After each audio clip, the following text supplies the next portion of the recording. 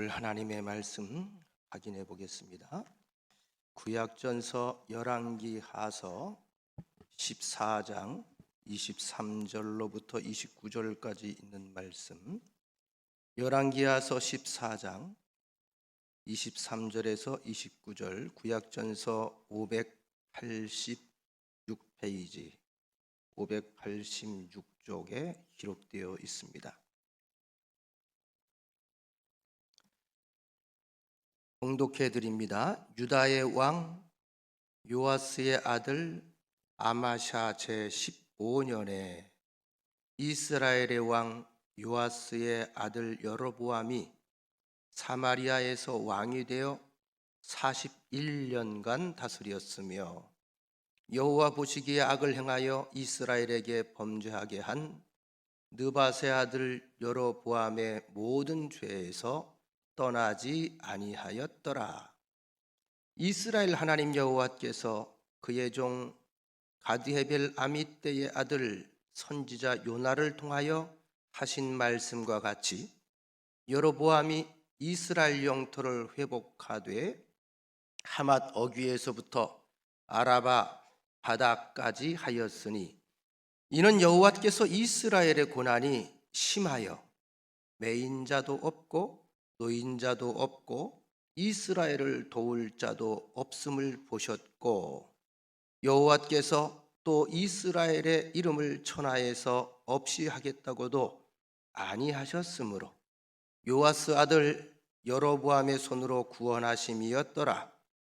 여로보암의 남은 사적과 모든 행한 일과 쌓은 업적과 다메섹을 회복한 일과 이전에 유다에 속하였던 하맛을 이스라엘에게 돌린 일은 이스라엘 왕 역대지략에 기록되지 아니하였느냐?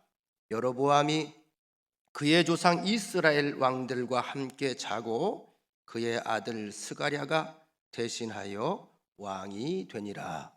아멘. 여러분, 아멘이 좀 그립지 않으셨어요? 우리 다 같이 아멘 해봅시다. 아멘.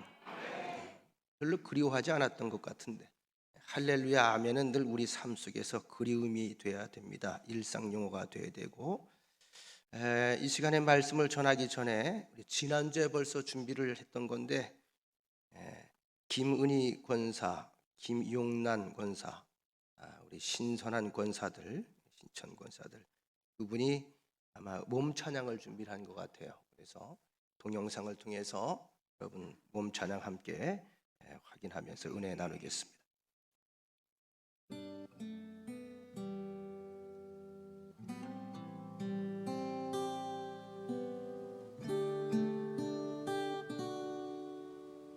하늘보다 더 높은 주님의 사랑 내 안에 조용히 다가와 그 땅을 보라 하시네.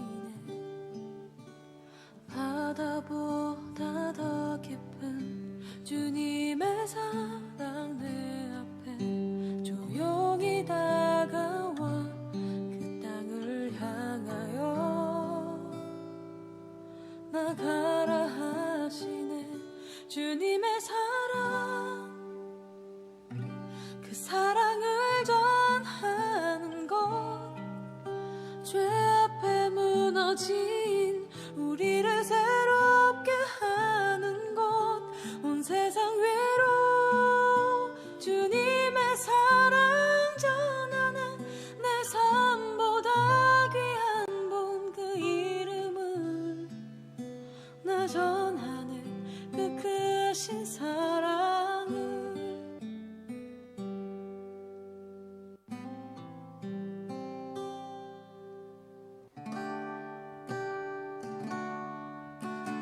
하늘보다 더 높은 주님의 사랑 내 안에 조용히 다가와 그 땅을 보라 하시네. 바다보다 더 깊은 주님의 사랑 내 앞에 조용히 다가와 그 땅을 향하여 나가라 하시네.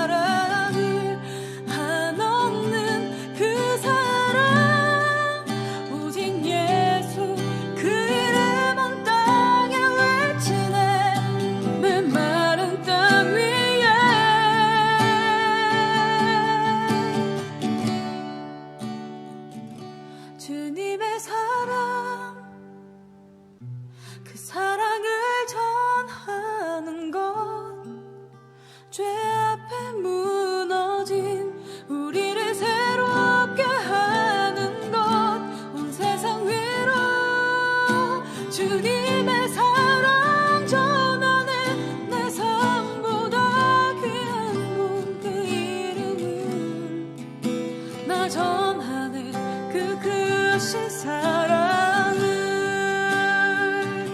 그 사랑을 전하는 것 죄 앞에 무너진 우리를 새롭게 하는 것 온 세상 위로 주님의 사랑 전하네 내 삶보다 귀한 분 그 이름을 나 전하네 그 크신 사랑을 주님의 사랑 고맙습니다.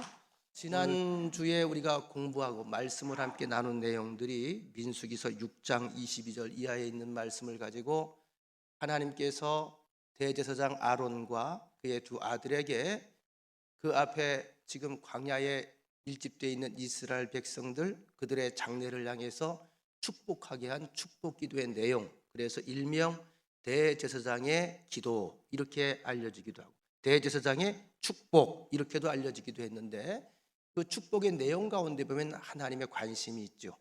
하나님이 무엇에 관심이 있는가? 하나님은 하나님의 자녀가 어떤 자녀로 살아가기를 원하는가? 그러니까 하나님의 관심이란 말이에요. 하나님의 관심은 하나님의 마음이고 하나님의 마음은 하나님의 뜻이고 하나님의 바람입니다. 이 말씀이 참 너무나 소중한 것 같아서 오늘도 하나님의 관심 안에 거하라 똑같은 제목으로 말씀을 좀 나누려고 합니다. 큰 은혜의 시간 되시기를 간절히 소원합니다. 아멘 한 분들만 복을 많이 받으시길 바랍니다. 조금 더 커지네. 우리가 지금 예배라고 하는 게 뭐죠? 사실 예배는 사람이 만들어낸 장치가 아니고 죄를 지었던 인간에게 하나님께서 하나님께 나아올 수 있는 길을 만들어 주시기 위해서 만들어 놓은 장치가 제사입니다. 그렇죠?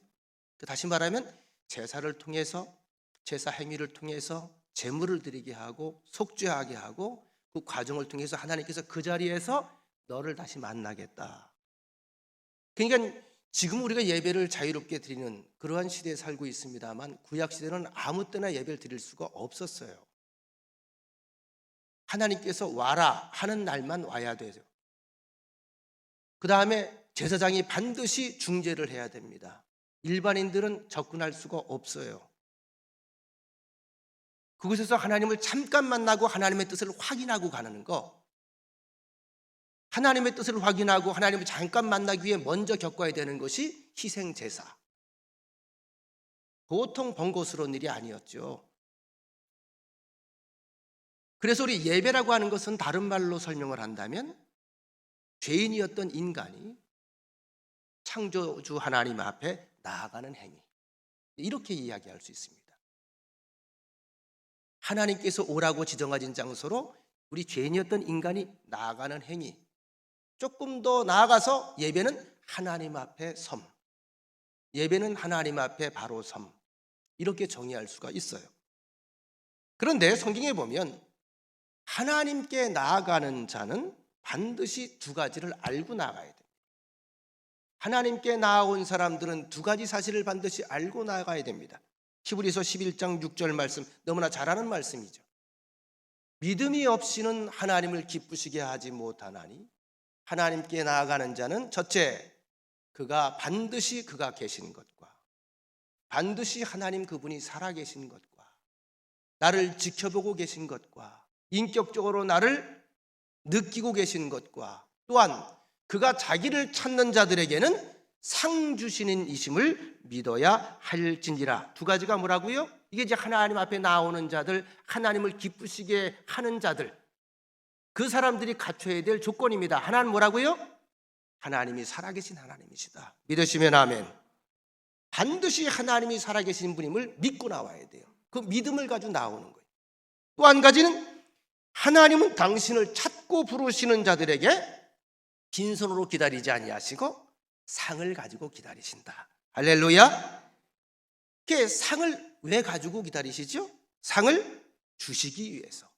상을 준다는 이야기, 상을 받는다는 이야기는 하나님께 인정받았다는 이야기고, 하나님께서 칭찬하신다는 이야기고, 하나님께 위로받는다는 이야기고, 하나님으로부터 보상을 받는다는 이야기입니다.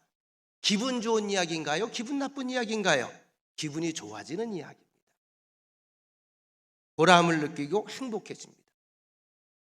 어제 지방회가 있었습니다. 금방 끝날 줄 알았더니 그것도 3시간이나 걸렸어요. 우리 장로님들은 참 센스가 있고 영적 아주 그냥 그 지략이 뛰어나서 그래서 그럴 줄 알고 저한테 허락 받고 미리 가셨어요. 잘 가셨어요. 나올 때 되니까 들어올 때 주려고 했다 못 줬다고 빵하고 음료수하고 몇 가지를 받아가지고 왔어요. 못 받아가셨죠? 일단 받으면 기분 좋더라고. 우리 교회도 다음 주부터 떡 합시다. 받으면 기분 좋아. 우리 교인들 안 그래요? 돌아가실 때 그냥 가는 거 하고 떡 받아가는 거 하고 어때요? 기분이 좀 달라지지 않던가요? 받는 건 좋은 거예요. 받는 건. 먹을 거 받고 좋은 거 받는 건 좋은 거예요. 하나님이 우리를 빈손으로 왔다 빈손으로 가게 하지 않는다는 거죠. 인정해 주시고 칭찬하고 위로해 주시고 격려해 주시고. 거기서 끝나요? 아니죠. 그 인생을 끝까지 동행하시면서 보호하시고 감찰하시고 지켜주시고 역사하시고, 그래서 보람을 느끼고 행복하게 된다. 여러분, 예배를 잘 드리면 행복해져요. 예배를 온전히 제대로 드리면 보람이 있어야 돼요. 예배를 온전히 잘 드리면 기분이 밝아져야 돼요. 오늘 제가 예배 마치고 얼굴 잘 살필 거예요. 얼굴이 밤팅이 돼서 나가는지 아니면 밝아져서 나가는지, 이건 예배 결과입니다. 이 양반은 오늘 예배 시간에 하나님께 상을 받고 하나님께 칭찬을 들은 게 아니라 귓방망이 한 대 맞고 나가는구나. 그럼 인상 쓰고 나가는 거죠. 이 하나님께서 약속하신 상을 바라보고 살아가는 것을 가리켜서 전문 용어로 성화의 과정 이렇게 말하죠. 하나님께서 원하시는 길을 자꾸 가다 보면 하나님의 생각을 깨닫게 되고 하나님의 마음을 느끼게 되고 하나님의 얼굴 표정을 살피게 되고, 자꾸 그렇게 예수님 바라보고 하나님 바라보고 살아가다 보면 나도 모르게 예수님과 닮은 얼굴, 닮은 형상, 닮은 목소리, 닮은 말투, 닮은 언어, 닮은 행위가 나온단 말이에요. 그러면 하나님을 닮아가는 거예요.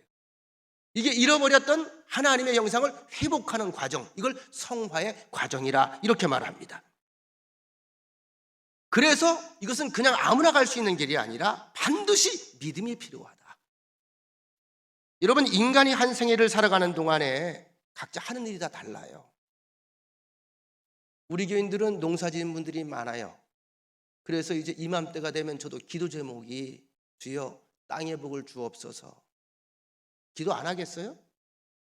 복을 주셔야 돼요. 천재지변이 일어나면 방법이 없어요. 그 물리적인 걸 어떻게 우리 해결할 거예요? 땅을 향해 기도하지 않습니까? 직장을 향해 기도하지 않습니까? 그런가 하면 제 친구 가운데 저 인천 송도 쪽에서 목회하는 친구도 있는데 그 친구는 매일 하늘을 보고 기도한대. 왜요? 교인 가운데 승무원이 많대야. 그러니까 비행기만 보고 기도하는 거예요. 보세요. 같은 목사인데 주어진 몫이 달라요. 저는 비행기를 위해서 기도 안 해요. 왜? 우리 교인들 지금 비행기 탄 사람 없으니까. 자기 삶의 처지에서 눈에 보이는 것 기도해야 되는 기도의 제목도 다를 수밖에 없어요. 그러다 보니까 한 생애를 사람이 살아가는 동안에 이룬 일도 다르고요, 해놓은 일들도 다를 겁니다. 어떤 이는 명예를 남깁니다. 어떤 이는 정치적인 업적을 남깁니다. 어떤 이는 사업이 번창해서 경제적인 업적을 남깁니다. 어떤 이는 책을 통하여 지적인 유산을 남깁니다. 어떤 사람은 음악을 남깁니다. 어떤 사람은 미술 작품이 남기도 합니다. 어떤 이는 후손을 위해서, 가문을 위해서 많은 땅, 부동산을 남기기도 합니다. 그런데 이것을 우리가 알고 남겨야 돼요. 남기는 것은 참 괜찮은 일이에요. 무언가 남기 마련이니까. 그러나 우리 하나님의 자녀는 꼭 이것을 알고 무엇을 남겨야 됩니다.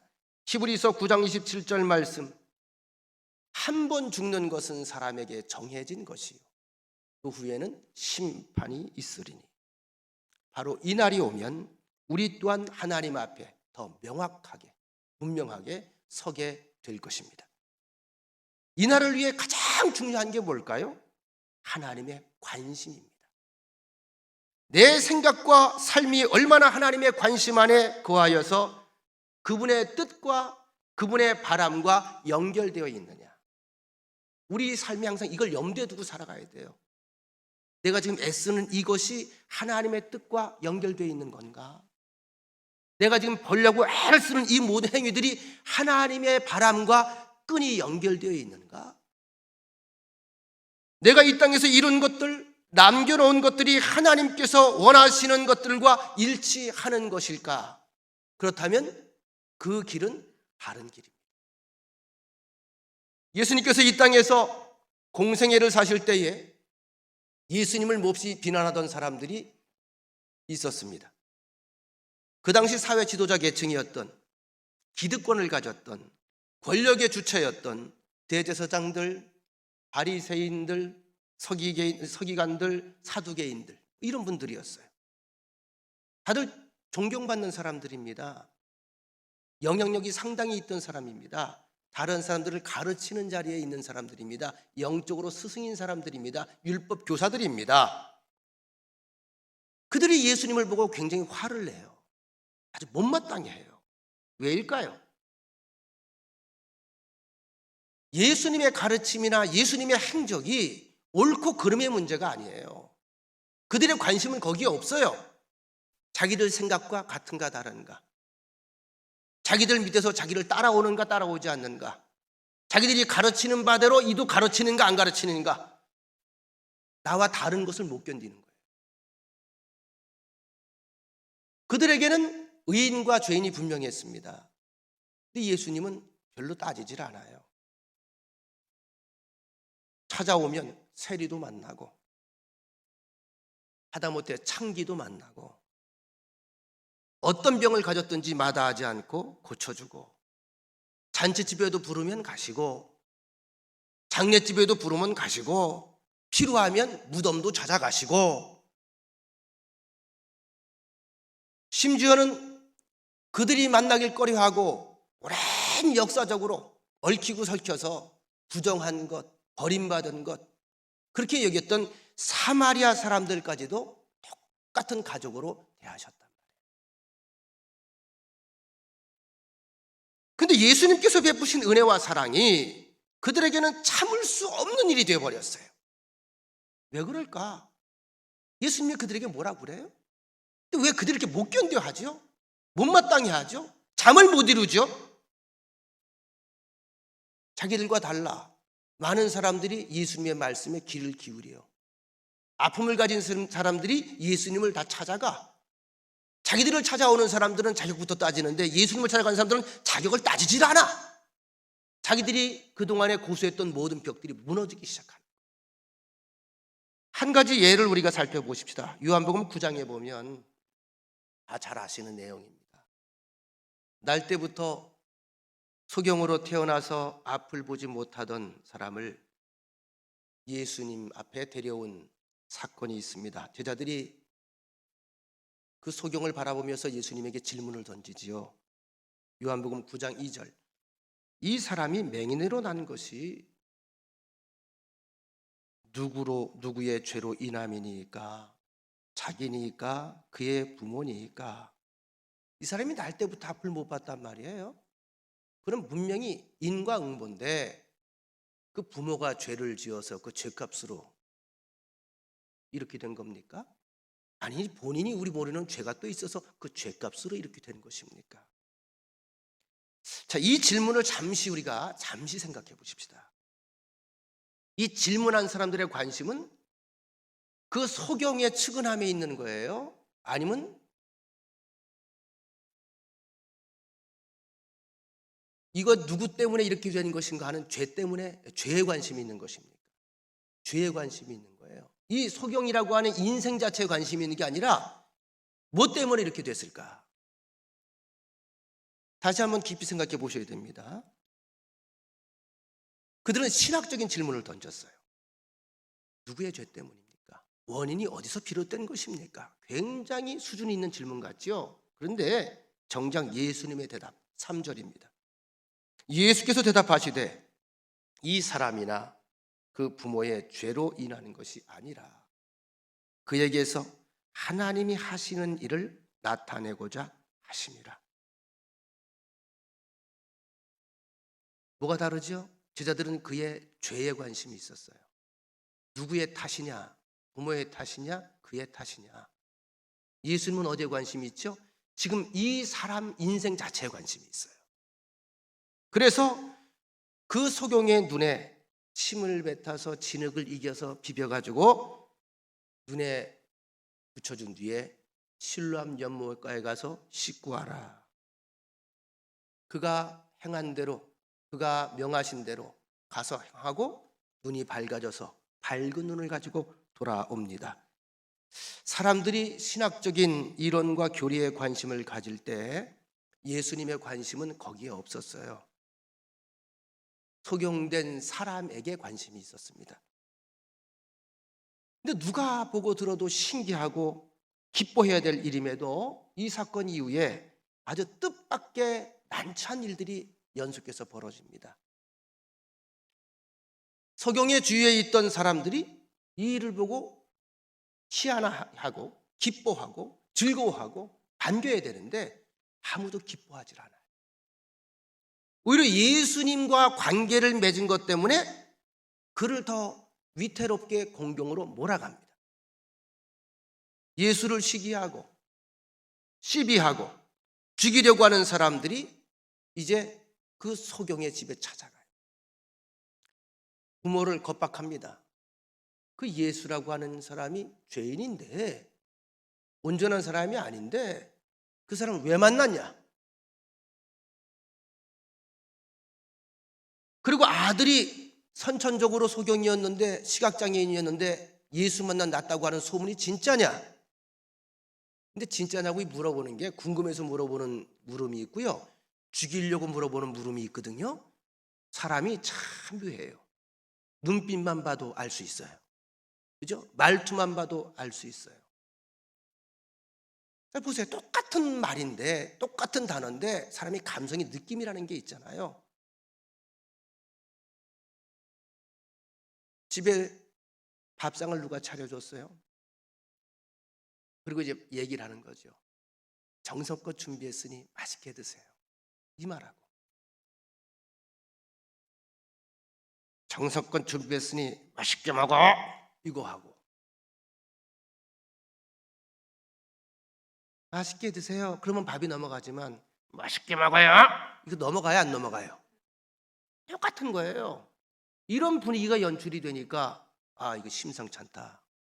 쫓겨날 수도 있고 죽일 수도 있다. 그런 힘이 있는 사람들이니까, 정부기관에서. 그래서 엄마 아버지가 얼마나 다급하면 뭐라고 말해요? 우리 아들 어린애 아니에요. 18세 이상 됐어요. 성인이에요. 곤란하게 저한테 자꾸 따지지 마시고 우리 애한테 직접 물어보세요. 아들을 불러서 물어봐요. 예수님에 관하여 묻는 이들에게 그 아들이 이렇게 말합니다. 25절. 대답하되 그가 죄인인지 아닌지 내가 알지 못하나 한 가지 분명하게 내가 아는 게 있다. 그분이 죄인인지 의인인지 난 모른다. 그런데 한 가지 분명하게 아는 사실은 내가 과거에는 전에는 앞을 보지 못하고 있다가 지금은 보고 있다는 이 사실은 확실하다. 내가 당신을 보고 있지 않냐? 이전에 내가 못 봤다. 중요한 것은 그의 삶에 하나님의 은혜가 임했다는 거죠. 아주 필연적으로 세상적인 기준에 관심을 가지고 살아가는 사람들과 하나님의 관심 안에 거하려고 하는 사람들 사이에는 근본적으로 충돌이 있을 수밖에 없습니다. 갈등 관계가 일어날 수밖에 없어요. 여러분, 교회를 다니면서도 똑같아요. 영을 추구하는 사람과 육을 추구하는 사람이 함께 교회 공동체 안에 있으면 이런 갈등이 항상 유발이 되는 거예요. 왜 날 안 알아주냐? 내가 뭐가 못났느냐, 내가 이만큼 해놓지 않아. 자꾸 이렇게 관심을 가지면요, 하나님의 세계에서 멀어지는 거예요. 여러분, 우리가 모두 한 마음으로 하나님의 관심 안에 거하게 되기를 정말 간절히 바랍니다. 그러면 더불어 행복해지고 더불어 웃음꽃이 피고 더불어 복의 사람들이 되는 겁니다. 바로 여기에 우리 하나님 아버지의 기쁨이 있어요. 아유, 우리 자녀들이 참 잘 어울려 지내는구나, 서로 배려하고 이 아버지의 마음을 헤아리는구나. 조금 내 마음에 사람이 마음에 안 들어도, 형제가 마음에 안 들어도, 자매가 마음에 안 들어도 내가 그 아이에게 싫은 소리를 하려고 하기 전에 아버지를 한번 보는 거예요. 이래야 무언가 조율이 가능하다는 거예요. 오늘 말씀은 바로 하나님의 관심이 어디에 있는지를 우리에게 분명하게 선언해 주고 있습니다. 오늘 본문에 등장하는 주인공이 누구지요? 북이스라엘의 14대 왕인 여로보암 2세입니다. 여로보암 2세. 참고로 북이스라엘이 분열왕국이 된 이후에 가장 나라가 번성했던 때가 이때입니다. 여로보암 2세 때. 조금 이따 설명해 드리겠습니다만, 다윗과 솔로몬 시대에 이스라엘이 가장 부강했죠. 그 땅의 지경까지 다시 한번 회복했던 때가 여로보암 2세 때가 유일합니다. 그러니까 외적으로 볼 땐 경제적으로 흥하고 안보 튼튼히 하고, 그죠? 굉장히 강성한 시대였는데 중요한 건 하나님이 별로 기뻐하지 않았다. 하나님이 보실 때 여로보암 2세는 선한 사람이 아니라 악인의 길을 따라가는 사람이었다. 근데 악한 사람인데 번성했다는 얘기 아닙니까? 강대해졌다는 거 아니에요. 외관상 볼 때에 화려해지고 수려해지고. 그런데 그것은 하나님께서 보실 때 축복이 아니라 하나님께서 보류해 두시는 거예요. 27절 말씀 본문 여로보암 2세의 번성함에 대해서 성경은 이렇게 우리에게 힌트를 줍니다. 여호와께서 또 이스라엘의 이름을 천하에서 없이 하겠다고도 아니하셨으므로 요아스의 아들 여로보암의 손으로 구원하심이었더라. 자, 이 짧은 한 구절 속에 들어있는 의미가 무슨 의미죠? 북이스라엘, 그도 여전히 하나님은 내 백성으로 여기고 계신다. 그래서 이스라엘의 이름을 천하에서 없이 하겠다고 하지 않았다. 없애버리겠다고 한 적이 없다. 너희들은 여전히 내 백성이다. 그래서 그 백성들을 위해서 참으시고 구원하신 것인데 여로보암의 손을 잠깐 사용하셨다. 다시 말하면 여로보암이 똑똑하고 능력이 남달리 출중해서 그런 큰 역사를 이룬 것이 아니라 그가 하나님 보시기엔 별로였는데, 하나님 보시기에는 악인이었지만 단지 하나님께서 전체 하나님의 자녀된 하나님의 백성된 이스라엘 그 백성들을 위해서 역사 가운데 잠시 사용하셨다, 이런 뜻입니다. 그러니까 그것은 그에게 축복이 아니에요. 심판이 예비되어 있는데 유보시킨 거예요. 예수님의 지금 요한계시록에 나오는 재림의 이야기도 마찬가지죠. 우리가 요즘에 요한계시록 공부를 하죠. 왜 지연시키고 계신다고요? 한 영혼이라도 더 구원하시기 위해서 하나님이 자꾸 지연하고 있는 거예요. 여러분, 하나님은 역사 속에서 선한 사람만 사용하셨을까요? 아닙니다. 악한 사람들도 사용하셨습니다. 예를 들면 가룟 유다 같은 사람, 그래도 자기 몫을 하고 가는데 그가 악한 일에 사용이 됐죠. 여러분과 제가 이 시대를 살아가면서 하나님께 날마다 선한 일에 선한 사람으로 사용되기를 기도하시길 바랍니다. 오늘 본문 23절은 이렇게 시작이 됩니다. 유다의 왕 요아스의 아들 아마샤 제15년에 이스라엘의 왕 요아스의 아들 여로보암이 사마리아에서 왕이 되어 41년간을 다스렸으며, 똑같은 여로보암이라고 하는 이름인데 우리가 역사적으로 조금 구별하기 위해서 여로보암 2세라고 부릅니다. 여로보암 1세는 누구죠? 다윗의 아들 솔로몬이 죽고 그의 아들 르호보암이 왕이 되었을 때에 충돌이 일어나서 나라가 둘로 쪼개집니다. 이때 10지파를 데리고 나라를 분열시켜서 북쪽에 이스라엘 왕국을 세운 초대 북이스라엘 왕이 여로보암입니다. 그냥 같은 이름이니까 헷갈리잖아요. 그러니까 이 사람이 여로보암 1세. 이 사람의 모든 선과 악의 기준이 되는 거예요. 그러니까 북이스라엘 왕국의 왕들이 나올 때마다 그가 여로보암의 길을 따라갔더라. 이건 망하는 길이다, 흥하는 길이다. 망하는 길. 남쪽 유다에서는 그가 다윗의 길을 행하였더라. 흥하는 길, 망하는 길, 흥하는 길. 여로보암 2세 14대 왕입니다. 근데 여로보암이라고 하는 이름의 뜻 자체가 백성이 번성케 되길 원한다. 그러니까 이 사람은요, 대통령감이에요. 백성이 번성케 되길 원하는 거예요. 이게 왕이야. 이게 대통령이에요. 그러니까 북이스라엘에서 왕으로 전성기를 이룬 것을 보면 이름값은 한 거예요. 그러니까 세상 역사의 평가로는 성공한 왕이에요. 괜찮은 왕이에요. 그가 왕으로서 이룬 공적이 이어서 25절에 나옵니다. 이스라엘 하나님 여호와께서 그의 종 가드헤벨 아빗대의 아들 선지자 요나를 통하여, 뒤에 익숙한 이름이 등장하지요? 누가 등장하지요? 요나가 이때 활동했던 선지자였다. 요나를 통하여 하신 말씀과 같이 요나가 무슨 예언을 한 겁니다. 무슨 축복 기도를 한 겁니다. 바로 이 왕 때에 여로보암이 이스라엘 영토를 회복하되 하맛 어귀에서부터 아라바 바다까지 하였으니 그의 종 선지자 요나를 통하여 하신 말씀과 같이, 추측하건대 하나님의 계시를 듣고 하나님의 마음, 하나님의 사랑, 하나님의 구원, 그래서 그 땅의 번영을 예언한 것 같습니다. 그래서 요나의 말한 대로 되었다. 이렇게 기록이 되어 있죠. 참고로 요나는 주로 북이스라엘의 선지자였지만 북이스라엘에서 활동할 때보다 어디가 활동을 많이 해요? 아수르의 수도 니느웨에 가서 복음을 증거해서 그 성읍이 뒤집어지는 역사가 일어나죠. 이게 요나서 아닙니까? 근데 아수르의 수도에 가라고 할 때 그냥 순순하게 갔어요? 도망갔어요? 도망간 거예요. 다시스로 다른 데로 도망가다가 고레베 속에 들어가서 사흘 만에, 죄송합니다, 사흘 만에, 이런 보통요 고레베 속에 들어가든지 그 아나콘다인가요? 큰 뱀 속에 가끔 사람이 들어갔다 하는 얘기도 나오거든요. 그러면 딱 하루나 이틀이 되면요 모든 게 다 사가요.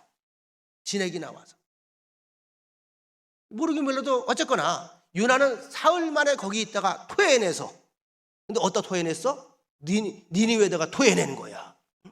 그 수도에다가 걔는 무임승차하고 고깃배 타고 간 거야. 그 3일 만에 딱 나왔다니까. 제가 이러면 우스갯소리로 설교하는 게 우스갯소리가 아니고 과학적 근거를 가지고 하는 거예요. 얼마나 몸이 미끌미끌거렸겠냐 말이에요. 다 겉피부가 삭기 직전인데 그러고 나왔단 말이에요. 그러면 이 요나에게 머리카락이 남아있었을까 없었을까? 난 그 상상을 해보는 거죠. 다 작아서 다 빠진 거지. 그러고 가서 복음을 증거하지 않습니까? 어쨌든 요나의 말처럼 여로보암 2세가 그 당시에 이루어놓은 업적은 굉장한 것이었다. 솔로몬 시대에 가장 전성기 때 이루었던 그 땅 어귀까지 다 차지할 정도로 그렇게 굉장한 업적을 이룬 대단한 왕이었다. 그런데 오늘 본문 24절, 여호와 보시기에 악을 행하여 이스라엘에게 범죄하게 한 느밧의 아들 여로보암, 초대 왕이죠. 초대 왕의 모든 죄에서 떠나지 아니하였더라. 여전히 그의 길을 따라가고 있더라.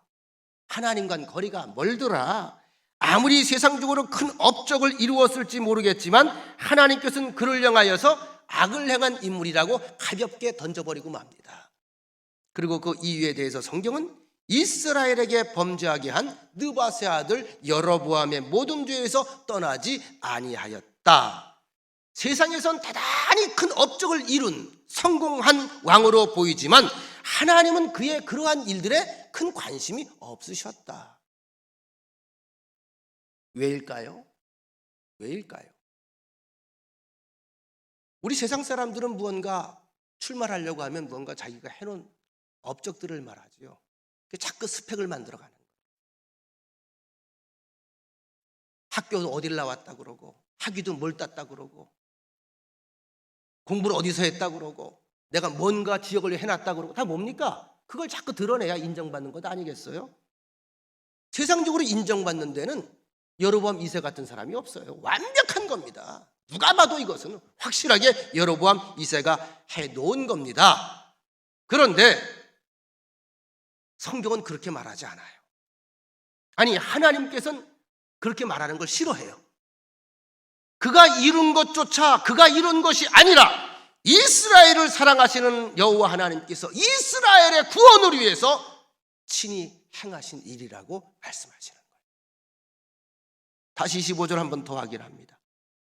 이스라엘 하나님 여호와께서 그의 종 가드의 별 아미떼 아들 선지자 요나를 통하여 하신 말씀과 같이 자꾸 이게 반복하는 거예요. 하나님의 선지자를 통해서 이미 그 일을 하기로 내가 약속을 했다. 네가 한 거 아니다. 여로보암이 이스라엘 영토를 회복하되 하맛 어귀에서부터 아라바 바다까지 하였으니, 다시 말씀드립니다. 하나님의 관심은 그의 치적이나 업적이나 이루는 일들에 있는 것이 아니라 바로 그의 사람됨, 하나님의 사람됨, 믿음의 사람됨에 있어요. 우리에게 주어지는 아주 중요한 메시지입니다. 오늘 이 시간에 하나님의 관심은 어디에 있을까요? 나의 사람됨에 있습니다. 하나님의 사람됨에, 믿음의 사람됨에. 하나님께 우선은 사람이에요. 예나 지금 무엇을 얼마나 이루었느냐, 무엇을 얼마나 했느냐, 이것보다 내가 지금 어떤 사람으로 하나님의 관심 안에 거하고 있는가, 하나님의 첫 번째 관심입니다. 그래서 성경은 우리의 삶이 세상에서 어떻게 평가받느냐보다 하나님이 무엇을 내가 이루었든지, 내가 무엇을 했든지 지금 이 자리에서 그것들이 하나님의 관심, 하나님의 바람, 하나님의 뜻과 연결되어 있는지를 먼저 확인하는 사람이 되길 바랍니다. 이게 우선순위예요. 이것이 장구한 복을 누리는 비결이에요. 일시적인 이런 번영, 복이라고 착각하지 마세요. 악인들도 번영을 봐요. 악인들도 우리가 볼 때 성공이라는 걸 이루어요. 그러나 일시적인 겁니다. 하나님의 계획 안에서 일시적인 겁니다. 심판이 유보된 것뿐입니다. 일시적인 여러분 축복, 일시적인 부유, 일시적인 성공, 거기에 취하면 안 돼요. 그때 항상 우리가 고백하는 그 고백이 중요해요. 하나님의 은혜입니다. 하나님이 하셨습니다. 하나님, 제가 이것을 가지고 무엇을 또 할까요? 이렇게 질문을 반복하는 여러분 되시길 바랍니다. 세상의 역사적 평가로 볼 때는 41년간 이스라엘을 통치하면서 가장 부강한 나라를 만든 여로보암 2세에 대해서 성경은 우리에게 많은 이야기를 사실 들려주고 있지 않습니다. 오늘 우리가 몇 절 읽었죠? 7절 읽었어요. 7절이에요. 7절. 41년 동안 그가 살았는데 그 어떤 왕도 흉내내지 못할 많은 업적을 이루었어요. 책으로 쓰면 수백 권이 나와야 돼요. 우리 현재 문 대통령도 끝나면 자서전 내지 않겠어요? 그럼 몇 권은 또 나오지 않겠어요? 여로보암 2세는 41년 통치를 했어요. 가장 위대한 왕이었어요. 근데 7줄로 평가를 해요, 성경은요. 우리 인간들이 성공에 대해 착각하는 이유는 지금 눈앞에 보이는 것으로 판단하기 때문에, 눈에 보이는 게 다가 아닙니다. 여로보암 2세 때 활동했던 선지자가 또 있습니다. 첫 번째로 아까 요나, 또 한 사람이 출중한 선지자 아모스, 또 한 사람이 출중한 선지자 호세아. 동시대에 활동했던 사람들. 그렇다면 그 시대에 얼마나 할 일이 많았으면 하나님께서 출중한 선지자 3명씩이나 활동하게 하셨을까? 그만큼 나라가 평안했다는 얘기야? 위태로웠다는 얘기일까요? 그렇죠. 반증이 되는 거죠. 겉으로 볼 때는 화려했고 겉으로 볼 때는 부강했는데 그 안을 들여보면 형편없이 썩은 거예요. 형편없이 타락한 겁니다. 호세아 들어보셨잖아요. 아모스 들어보셨잖아요. 성경의 구약이 나오잖아요. 요나 들어보셨잖아요. 한 번 사람이 착각의 깊은 늪에 빠지면 방법이 없어요. 우리 정신 차려봅시다. 우리가 지금까지 살아온 거 혹시라도 뭔가 이뤄놓은 게 있다면 하나님이 도와주셔서 그렇게 된 게 아닐까요? 여러분, 그렇게 강성했던 북이스라엘이 여로보암 2세가 죽은 뒤에 불과 30년이 못 되어서 그 아수르 손에 의해 패망합니다. 아시지요? BC 722년경에 나라가 흔적 없이 다 끌려가잖아요. 그가 살던 시대에 끊임없이 하나님의 말씀, 선지자들을 통해서 하나님의 뜻이 끊임없이 눈물로 애타게 선포되었지만 그들은 귀를 기울이지 않았습니다. 귀를 기울이지 않은 것이 바로 불신앙입니다. 그것이 바로 죄입니다. 성경에서 우리가 여로보암 2세보다 아모스를 더 잘 알아요. 호세아를 더 잘 알아요. 요나를 더 잘 알아요. 왜? 그들의 이야기가 훨씬 많아요. 아모스 같은 사람은 그의 출신지는 남유다 왕국 출신입니다. 고향이. 그런데 북왕국 이스라엘 성전에 있었던 베델에 가서 하나님의 말씀을 그 나라의 왕들에게 선포합니다. 왜일까요? 하나님께서 그리 가서 선포하라고 그러는 거예요. 얘기는 뭐예요? 내가 여기에 있는데 북한에 가서 하나님 말씀 전하라는 얘기 똑같은 거예요. 들어가다 죽을 수도 있고 들어가서 죽을 수도 있고 하루 살 수도 있고 감금될 수도 있고. 근데 아모스가 얼마나 하기 싫은 일을 했을까? 아모스서 2장 6절로 8절. 여호와께서 이와 같이 말씀하시되 이스라엘의 서너 가지 죄로 말미암아 죄악을 죄의 목록을 지적하는 거죠. 내가 그 벌을 돌이키지 아니하리니 심판하겠다.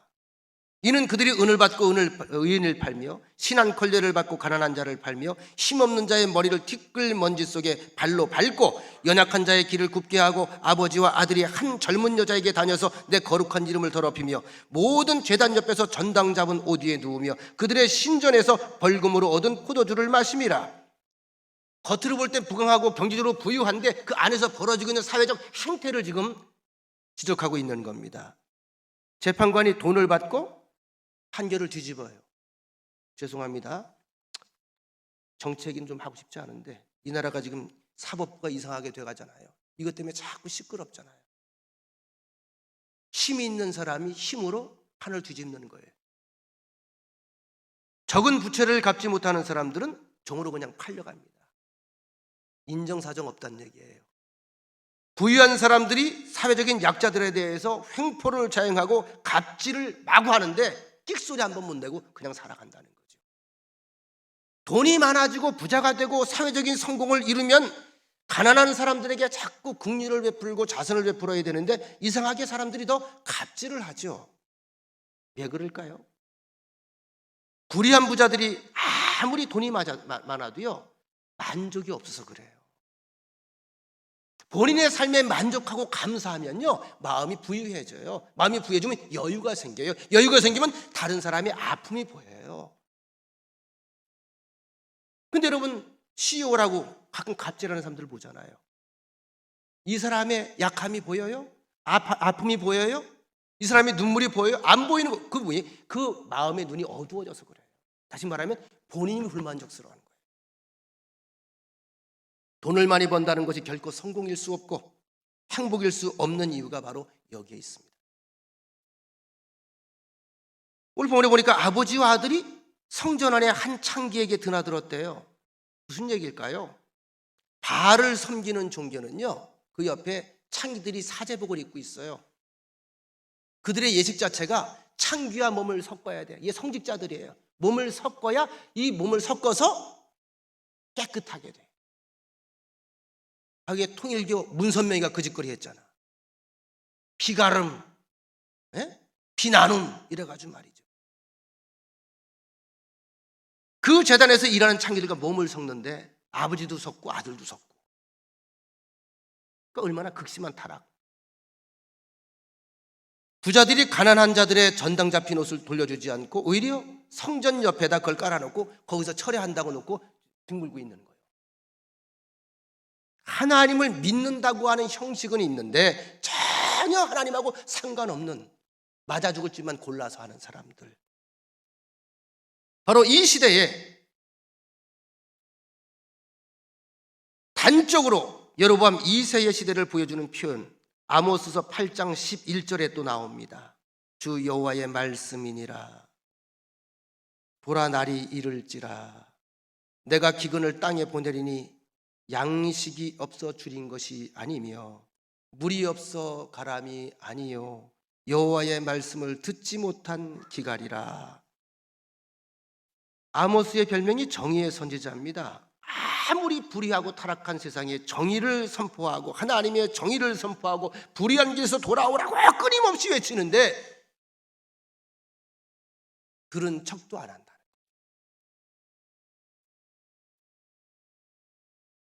참 중요합니다. 이 안락함에 취해서, 왜? 살기 괜찮거든. 우리 시대를 지금 말씀하는 것 같지 않아요? 이 정도면 됐어, 좋게. 이 안락함에 취해서 하나님의 말씀을 듣지 않는 사람들에게 가장 특효약이 뭘까요? 제가 가끔 여러분들에게 그 말씀을 드렸죠. 돼지가 하늘을 보는 날은 언제라고요? 뒤집어진 날 하늘이 보이는 거예요. 몸의 구조상 돼지는 그저 앞하고 이렇게만 보게 돼 있잖아. 하늘을 못 봐. 기껏 고개를 들면 밥 달라고 꿀꿀꿀이야. 그죠? 근데 어느 날 홀랑 뒤집어 놔. 그럼 저기는 어디야? 그래야 비로소 하늘을 보고 주변을 보거든요. 그래서 영적 암흑시대로 불리던 사사기를 보면 여호수아와 갈렙을 비롯해서 가나안 땅을 점령해 들어갈 때에 하나님의 역사와 기적과 하나님의 능력을 체험한 세대들이 그 땅을 점령한 이후에 정착하고 안정된 생활을 꾸려가고 땅을 일구고 기경하고 이러면서 그 다음 세대까지는 그래도 이 신앙이 계승이 잘 됐어요. 여러분, 그래서요, 우리 지금 중요한 게 앞으로 10년 뒤, 20년 뒤에 우리 교회가 어떻게 될지 몰라요. 여러분들이 해야 될 일이 있어요. 자녀들이 있지요.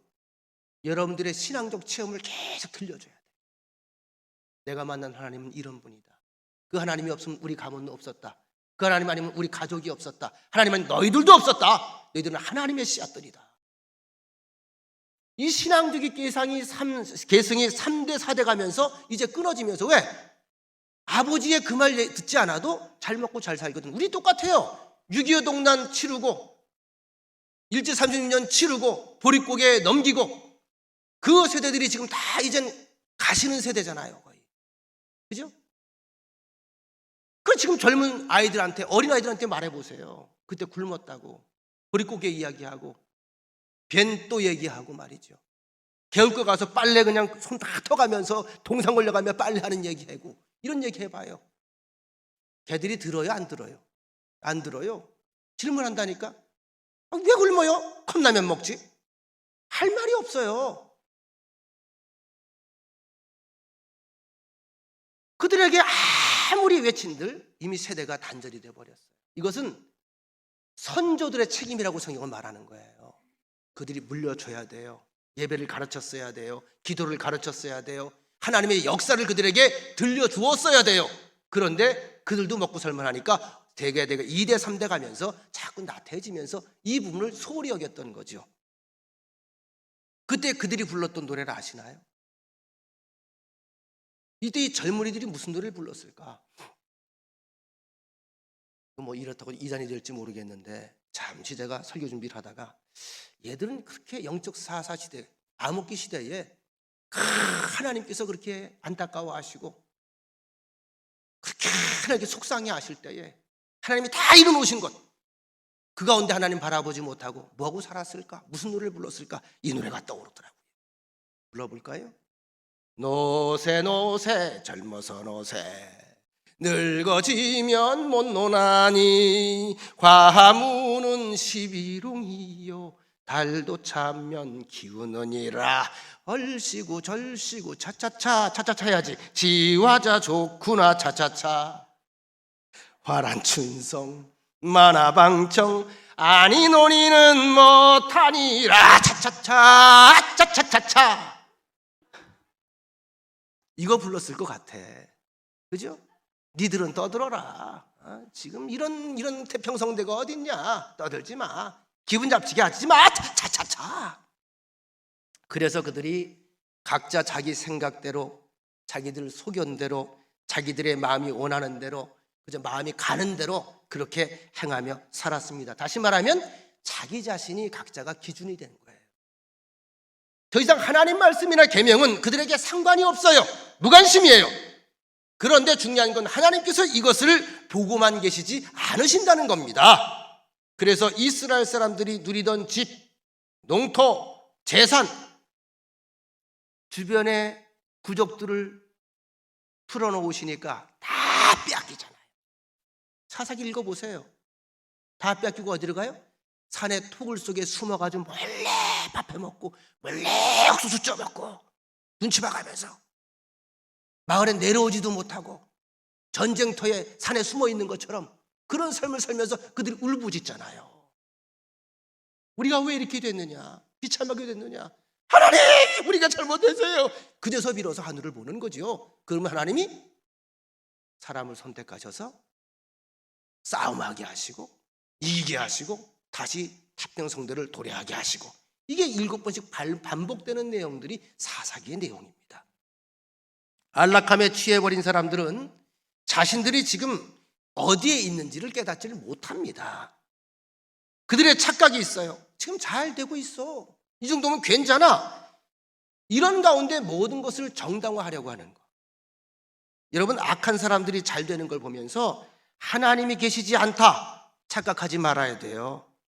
단지 그들이 악한 길에 서 있을 뿐이고 하나님께서 심판을 유보하고 계시는 것뿐입니다. 그날 하나님의 심판의 날은 반드시 옵니다. 아모스가 이 사회의 타락함에 대해서 지적을 하며 정의를 외쳤다면, 호세아 선지자는 종교, 신앙적인 부분을 집중적으로 다룹니다. 우리가 잘 아는 이야기죠.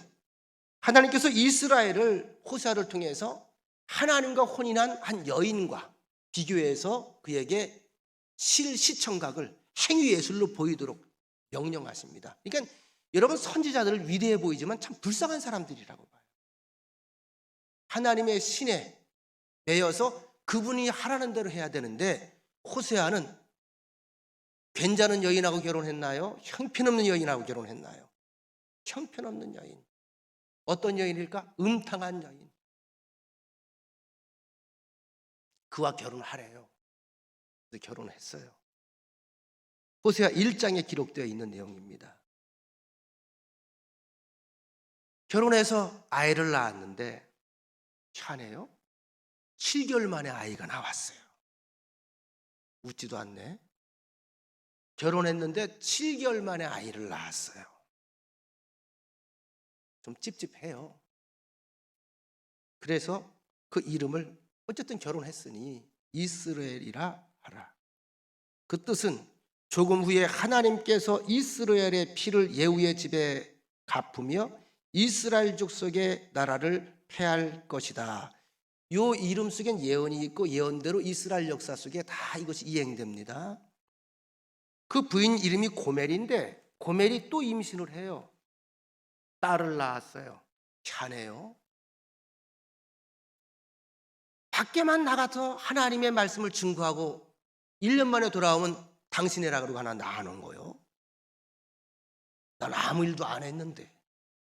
그래서 두 번째 딸을 로로하마라 그랬습니다. 여호와께서 다시는 이스라엘 족속을 긍휼히 여겨서 용서하지 않을 거다. 참 힘들다.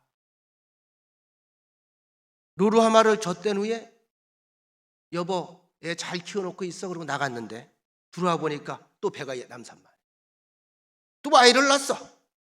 그 아이가 아들인데 로아입니다. 이제 분명해집니다. 이제 이스라엘은 하나님 백성이 아니요, 이스라엘의 하나님이 되지 않으시겠다. 하나님의 심정이에요. 야, 해도 너무한다.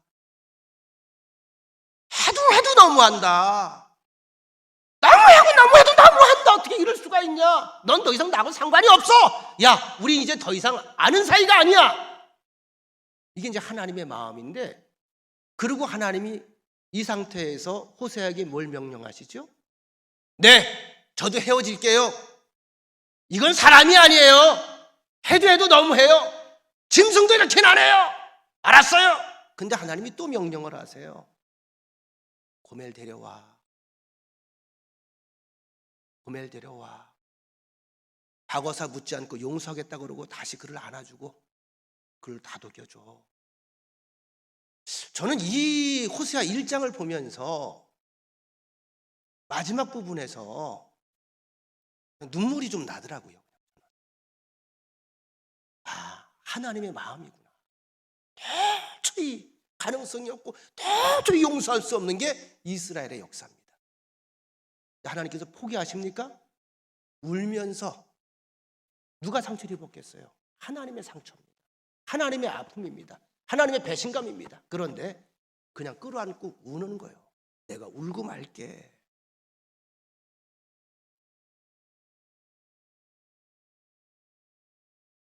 심판을 할 수밖에 없는데 심판할 수 없는, 내치고 싶은데 내칠 수 없는 이 사랑을 우리가 무엇으로 설명할 수 있을까요? 여로보암 2세를 통해서 성경이 증거하는 것은 딱 하나예요. 주제가 하루빨리 하나님의 관심 안에 들어와라. 지금 누리는 것, 지금 잠깐 이루는 치적, 업적, 편안함, 부를 보고 착각하지 말라. 하나님을 기쁘시게 하는 일이 아니면 세상적인 부나 명예나 성공이나 위협이 의미가 없습니다. 반드시 순식간에 우리는 그날 그분 앞에 서게 됩니다. 하나님께서 그날 인정하지 않은 것들은 다 허사입니다. 정의가 사라져 버렸습니다. 하나님의 사랑과 순결함이 사라져 버렸습니다. 나라와 가정과 신앙의 축복은 관계에 있는 겁니다. 관계, 번성함에 있는 게 아니에요. 제가 자주 표현하는 말 가운데 하나지요. 거룩은 위치도 아니고 장소도 아니고 하나님과의 관계, 하나님과의 거리입니다. 하나님과 함께 있으면 그곳이 거룩이에요. 죄송합니다. 화장실에 앉아 있어도 주의 아버지, 거기가 거룩이야. 아무리 깨끗하게 만든 호텔이나 아니면 훌륭하게 된 성전 안에 있어도 내 머리나 가슴이 하나님과 멀어져 있다면 거긴 거룩이 아니야.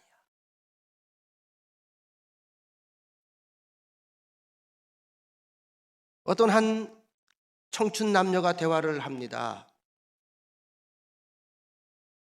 우리 아버지는 검사야. 서울 강남에 빌딩이 3채야. 그리고 나는 대한민국에서 알아주는 3대 중에 한 군데를 나왔어. 난 이 나라에서 제일 알아주는 대기업을 취업을 해서 다녀. 내 연봉이 1억 5천이야. 나랑 결혼해 줄래? 여자가 뭐라고 대답을 하냐면 좀 생각을 해보겠죠. 생각을 하다가 아버지도 괜찮고 배경도 괜찮고 공부 됐으니 스펙도 괜찮고 연봉도 많고 재산도 많고 다 마음에 드네. 여러분 같으면 오케이 할까요? 노 할까요? 여성계원들 뭐 결혼할 생각이 그 나이에들 있으시겠어요? 이건 아가씨란 말이야. 뭐라 그랬을까? 다 좋은데 너는 싫어.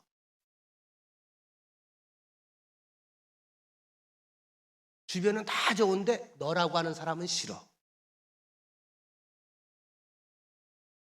여러분, 우리가 하나님 앞에 섰을 때에 이 얘기를 하려고 하는 거예요. 막 빌딩이 몇 채고 몇 채고 뭘 이뤄놨고 내가 뭘 했고 막 하는데 하나님의 관심은 여기에 있다, 나에게 있다? 이때 그 말을 들으면 안 돼. 하나님, 제가 주의 이름으로 이것도 해놨습니다. 하나님의 주님의 이름으로 이걸 해놨습니다. 이런 일을 이루었습니다. 제가 이렇게 많이 교회도 성전도 지었습니다. 모두 내가 기증했습니다. 하나님께서 쭉 보시겠죠. 참 잘했네, 좋아 보이네. 참 잘했네, 좋아 보이네. 아우, 대단한 걸. 그 정도면 다들 부러워하겠어. 넌 재수가 없다, 야. 이러면 어떡하는 거예요? 천국 못 가는 거예요. 하나님께서 우리 관계에서 중요한 것은, 보시는 것은 번성과 축복이 아닙니다. 하나님의 마음에, 하나님의 뜻에, 하나님의 생각에 합한가. 정말 우리의 영혼에 유익이 되는 말씀이 뭘까요? 온 천하를 얻고도 내 생명을 잃어버리면 무엇이 유익하겠느냐. 여러분 지금 숨 쉬고 계시지요? 온 천하보다 여러분들의 숨 쉬고 계시는 그 생명이 훨씬 유익할 거예요. 내가 이 땅에 없다면 온 천하가 뭔 소용이 있어요? 나하고 상관없는 세상인데. 여로보암이 쌓아놓은 부귀와 영화에 대해서 성경은 단 7줄만 잠시 남겼어요. 두려운 마음으로 우리를 한번 되돌아보기를 원합니다. 하나님은 전혀 염두에 두지 않고 축복만 구하고 있는 건 아닌지, 하나님의 뜻 앞에 서기보다는 내 삶의 필요에 따라서 하나님을 불렀다 놓았다 할 때가 많지 않은지. 오늘 말씀의 핵심 결론입니다. 하나님은 우리가 세상에서 이루고 남기고 평가받는 업적에 관심이 있으신 것이 아니라 그 한 사람의 영혼, 그의 믿음의 행위, 하나님과의 관계에 관심이 있으시다는 것. 우리가 최선을 다해서 애쓰고 노력해야 하는 것은 하나님을 닮는 것, 하나님의 뜻을 행하는 삶입니다. 이것이 믿음이고, 이것이 성화의 과정이고, 이것이 하나님을 한박 웃게 만들어드리는 길입니다. 잠언서 4장 27절 말씀, 좌로나 우로나 치우치지 말고 네 발을 악에서 떠나게 하라. 마태복음 11장 29절 그리고 30절 말씀으로 말씀을 마칩니다. 나는 마음이 온유하고 겸손하니 나의 멍에를 메고 내게 배우라. 그리하면 너희 마음이 쉼을 얻으리니 이는 내 멍에는 쉽고 내 짐은 가벼움이라 하시니라. 여러분, 제자들과 군중들이 예수님에게 힘으로 그 시대를 바꿔보자고 했다. 그를 왕으로 추대하려고 했잖아요. 바로 그때 예수님께서 그들의 앞에 섰습니까? 사라지셨습니까? 사라지셨습니다. 어디로 가셨을까요? 골고다 언덕으로 올라가셨습니다. 그리고 하나님의 뜻을 그들에게 보여줍니다. 그 뜻을 그들은 뒤늦게 깨달았습니다. 이 하나님의 마음, 하나님의 뜻, 하나님의 관심 안에 머무는 것은